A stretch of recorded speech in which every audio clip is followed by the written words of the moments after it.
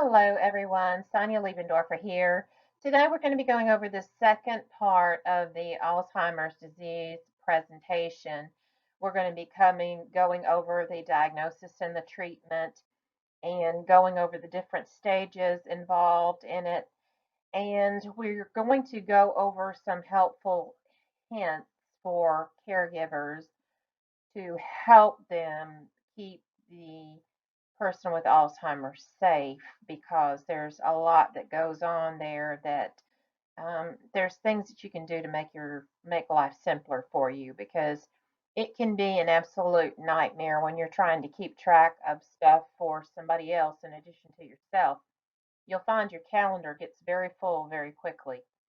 So let's do everything that we can to make things easier for you as a family member supporting someone with Alzheimer's to help you to help them to be safe.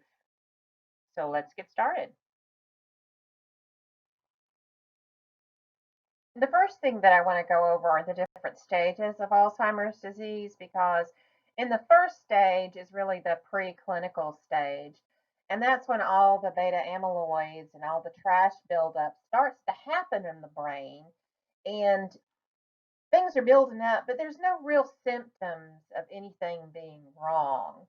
And this is really when interventions can be made if things are caught early enough and there's enough research done on the front end with all these clinical trials and things they have going on. That's why they're wanting people that have a family history to become involved in the clinical trials.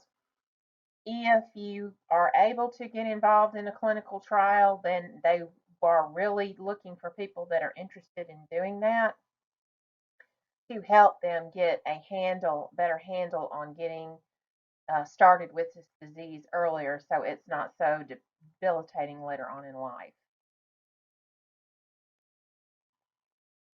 All right, in the second stage of Alzheimer's disease, there's a mild cognitive impairment. So they find it difficult to remember conversations, recent events, or perhaps they'll forget that they have a doctor's appointment. This is your first sign that there's something amiss and something going awry.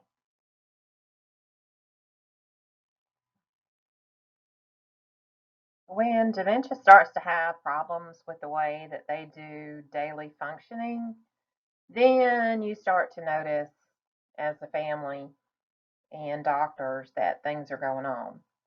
With my mother, it was the ability to be able to go to doctor's appointments by herself. She would forget how to get to a doctor if she didn't visit them but every 3 months. She would forget how to drive there. She would forget how to be able to navigate to get there and back. Sometimes she would overshoot where she was supposed to go for the appointment. Sometimes she just couldn't find a building altogether. But those are the kinds of things that when they start to present themselves, you know that you're starting to have issues. And a lot of times they won't tell you about them. You find out about them after the fact. That's why I encourage you to make sure that you look into getting a GPS. You don't have to let them know that it's on there, but get a GPS for their car and so you can track when they leave the house because you'll be amazed at what you find when you see the spaghetti map on your phone of everywhere that they went. And if you get the plan that I got, it lets you know if they're speeding too, or if they're going too fast and all of that. So you can pick different plans, but I encourage you to get a hold of a GPS tracker and track their movements because you'll be surprised at what you find. Now, once they reach the stage of moderate dementia, money really has no value to them, and you'll start noticing them giving a lot of donations to a lot of different organizations. You'll start seeing a bunch of stuff come in the mail for them. If you start seeing a bunch of stuff come in the mail asking for donations and all that, you need to be concerned because they get to where that they just want to help everybody and they don't really have any regard for how much they're giving away because money reaches a point with them that it really doesn't mean anything. And they want to help as many people as possible because that's just their nature. So, because it doesn't really hold any value for them anymore, then they start donating to anybody and everybody. We also had the problem with my mother's mother that she got involved with psychics and was talking to psychics all the time. So you really have to start watching what they're spending their money on because they'll start doing things that are just way out of character. And once that starts happening, then you know that there are some severe problems going on. Okay, when it becomes to severe dementia, it's going to be like taking care of a little child. They get to where they cannot communicate anymore. They get to where they can't take care of themselves anymore. They have to be bathed. They have to be fed just like you would a child. So they are severely limited with the physical abilities to do things because they've lost so much function of their brain that they just can't do things anymore. And a lot of them, when they get to this stage, they either get pneumonia from things going down the wrong pipe when you try to feed them. They end up with pneumonia from that, or they can get severe urinary tract infections from a diaper not being changed often enough, or if they have a catheter from improper catheter care. So if they do have a catheter and that catheter is supposed to be changed every 30 days, you make sure you stay on whoever that is that changes it every 30 days. I would take a marker and mark the back of the bag. They're supposed to do this anyway, but the day that thing was placed, I would put the day and the time that it was placed. If they don't do that, they're supposed to put date, time, initials on everything they do. But if they have the day and the time on there that they inserted that, 30 days that needs to be replaced, and you make sure that that gets replaced. Don't you let them sit around and keep the same Foley catheter in that person because that's how it sets up for infection. All right, I'm just telling y'all.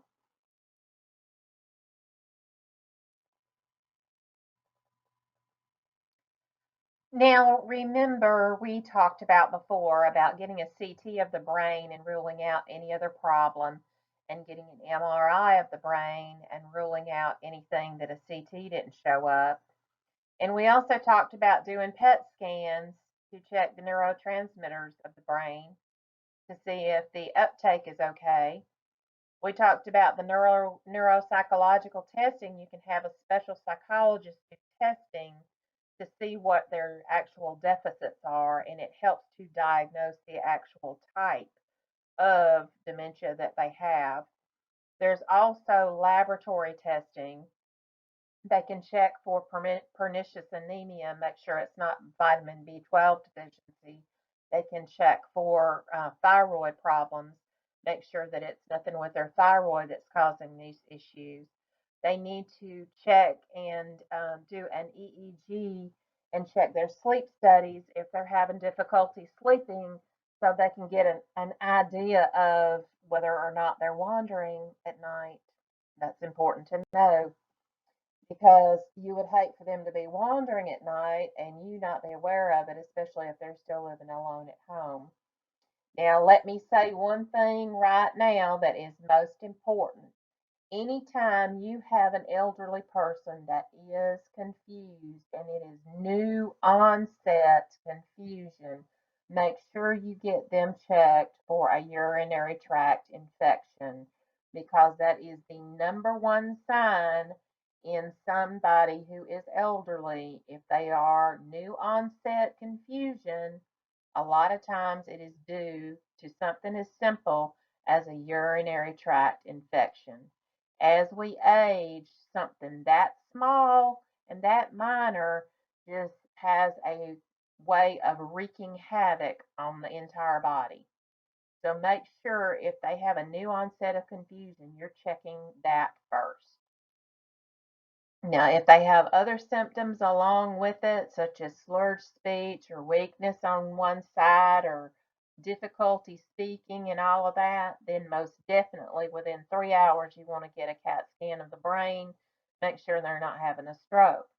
But if it's just new onset of confusion and they're talking out of their head, make sure you check that urine specimen and get them seen for a UTI because it can cause delirium in the elderly, in which they hallucinate and everything else, and you don't want your loved one going through that. Because when we first started having issues, my mom experienced that delirium with a UTI, and I was thinking that it was stroke symptoms. I took her in for a stroke workup, and it turned out to be a UTI and delirium. So just be very careful with the elderly. They can get UTIs at a drop of a hat because their acidity changes in their urine as it gets older, and it gets more favorable for bacterial growth as that pH and acidity changes in their urine when they age.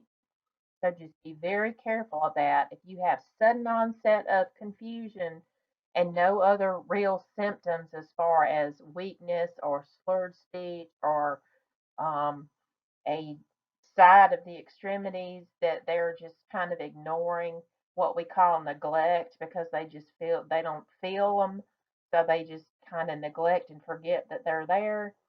As long as you don't have anything else going on, please check our urine first because it just may be a UTI that's the problem.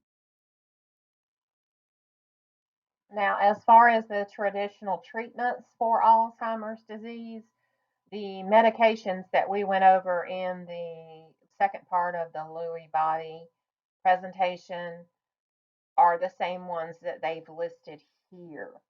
Now, you can use Aricept with Alzheimer's disease where you can't use it with Lewy body. You can use Razidine or Exelon, and for severe dementia, they add Namenda to help slow the progression.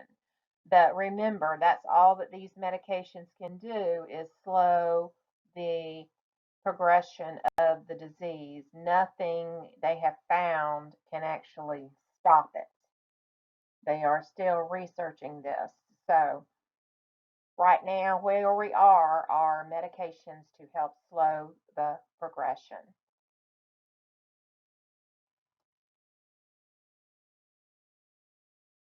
Now, they also mentioned some alternative supplements that you can add to try to help to offset some of this condition. You can add omega-3 fatty acids to the diet, add curcumin, add ginkgo, and add vitamin E to your daily supplements to help with the progression as well, and to stay cognitively sharp as long as possible. Another thing that I wanted to go over with you is the GPS for the car. The company that I used was called spytech.com.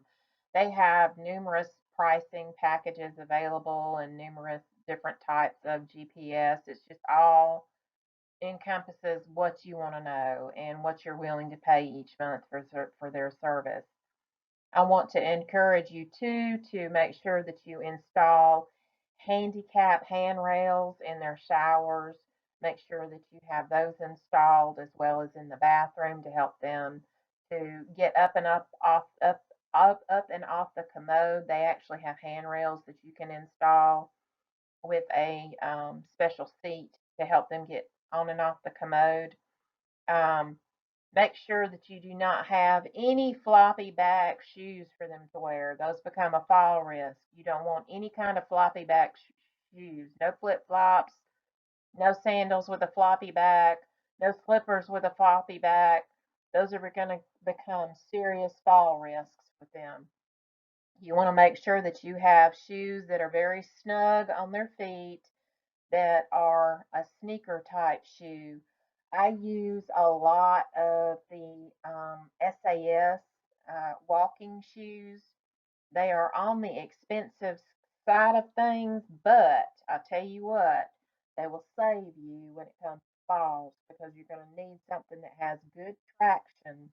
You want something that has good traction because if they run into any kind of wooden floor, any kind of tiled floor, they're going to be worried about falling. So you want to have a good traction shoe, whether it be a slipper, whether it be a tennis shoe.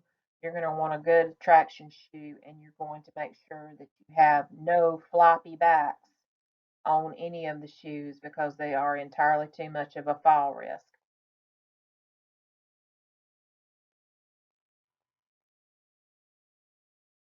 All right, now I want to go into some tips for caregivers because this is not it's not an easy journey. This journey is very difficult. And as you try to keep track of everything for your loved one, as in addition to everything that you need to keep track of for yourself, things can get hairy very quickly.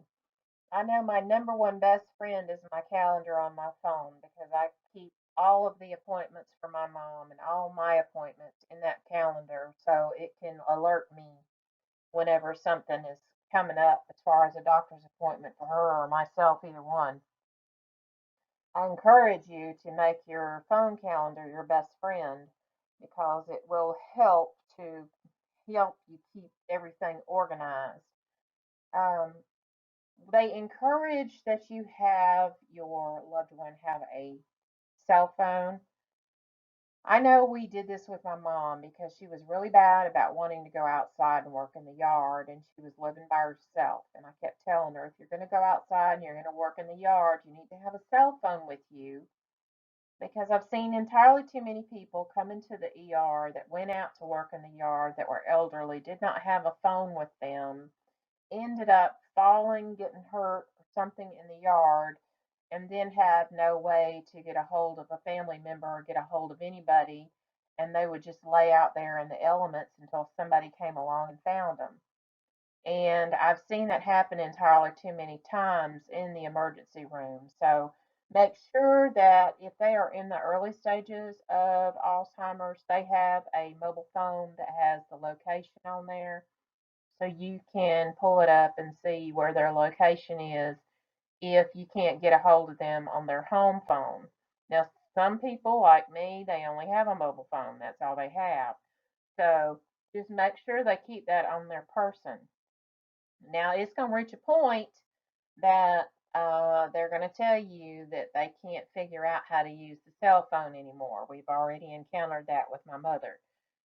She came to a point this year, she only had it for a few months, and she said that she could not remember how to dial a number.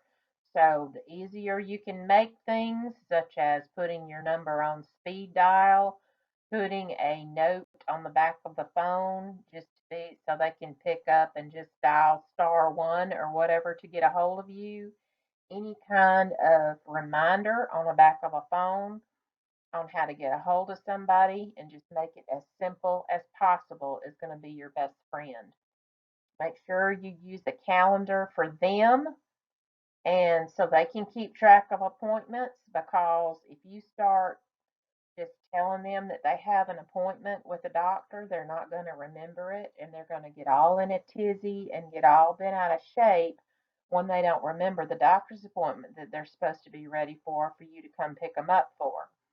So make sure, in addition to having all the appointments on your phone, make sure that you have all of the appointments on a written calendar for them because they're going to be less likely to use something such as a phone calendar as they will one that is the old standard calendar that they wrote on years ago before computers. My mother will not do anything have anything to do with technology. She absolutely wants nothing to do with it.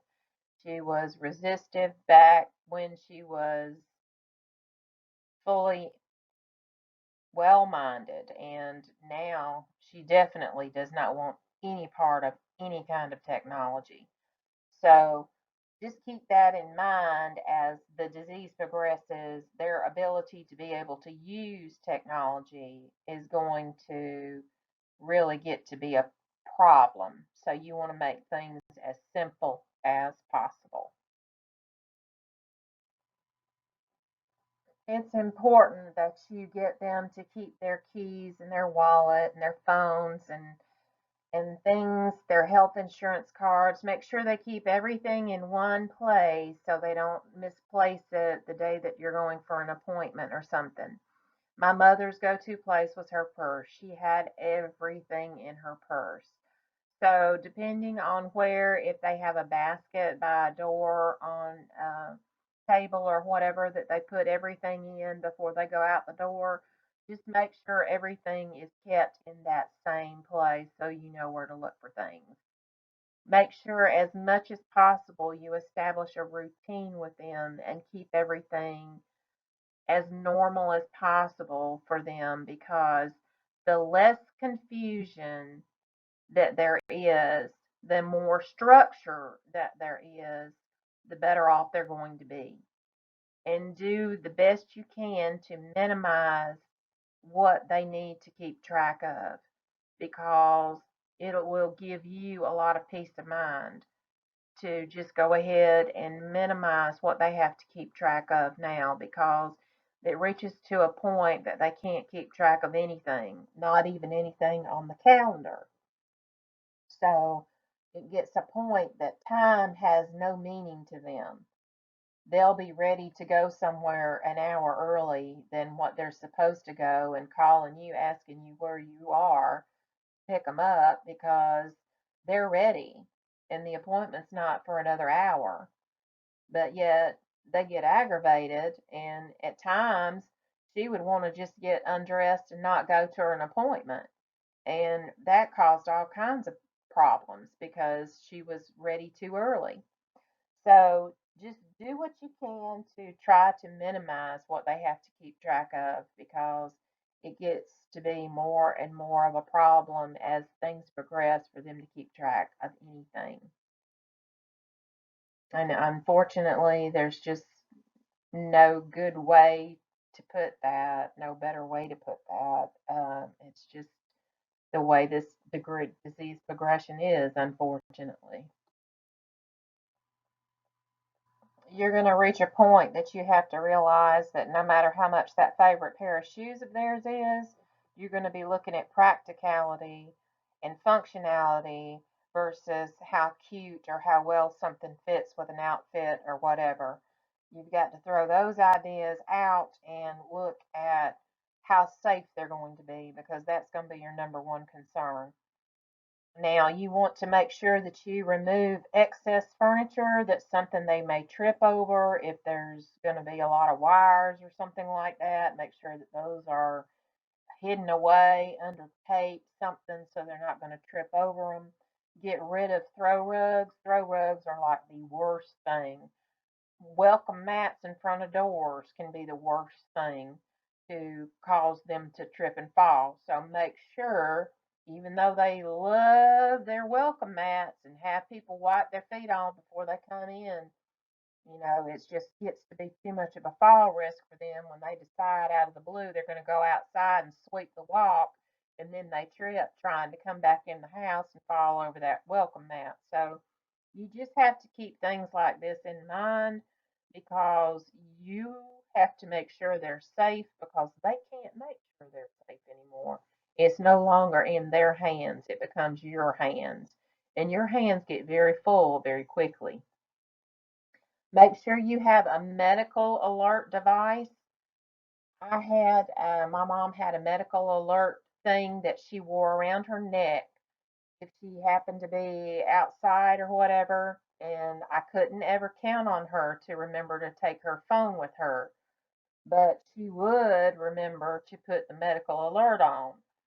So she always had that around her neck, and if she ever had fallen or anything, then she could always call the medical alert people and they would activate the ambulance or whatever to come to her aid, or they would call me.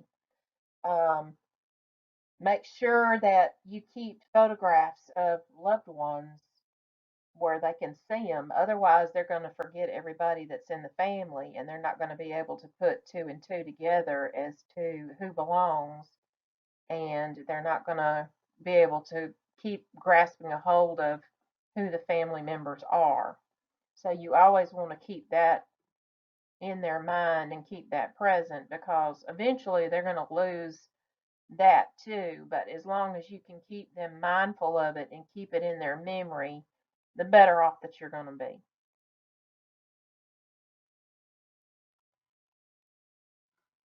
As a caregiver, you need to make things as simple for yourself as possible. Make sure you get all of your legal papers done to take over control of their financial affairs. Don't wait until they're too far gone to get this done, because once they are diagnosed with dementia, then you have to go through the courts and have a special assessment done to determine who is going to be the guardian and conservator over their affairs, because that decision can no longer be made by them.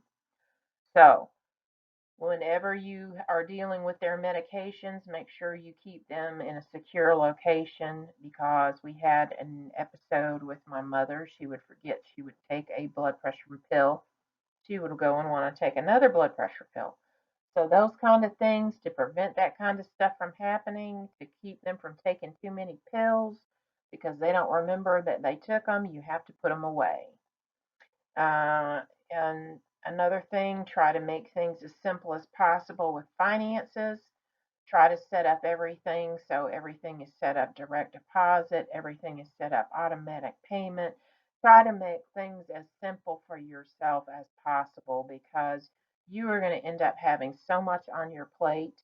You are going to feel overwhelmed at times when everything starts coming together at one time. And you just have to be aware that you've got to stay on top of taking care of yourself so you can be in a position to take care of them. So, staying on top of your own diet needs and your own exercise needs are going to be very important. They need to be eating right and they need to be exercising daily as they can tolerate it. But you've got to do the same thing for yourself, and you've got to make time for yourself every day. Otherwise, you're going to find yourself beside yourself and be spending your nights, a lot of nights, in tears, feeling overwhelmed. I know, I've been there.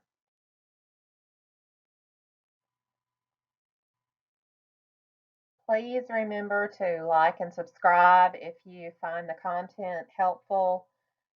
This lets me know that I'm doing a good job. And y'all have a great weekend. I know this is a lot of information to digest, but I wanted to get this to you so you would have information to review over the weekend. If you run across this video and there's something in it that I failed to address, please let me know and I will see about including it on this video whenever I update it in the future. But I think I pretty much covered the bases, everything from making things easier for you as a caregiver to resources to help you as things progress.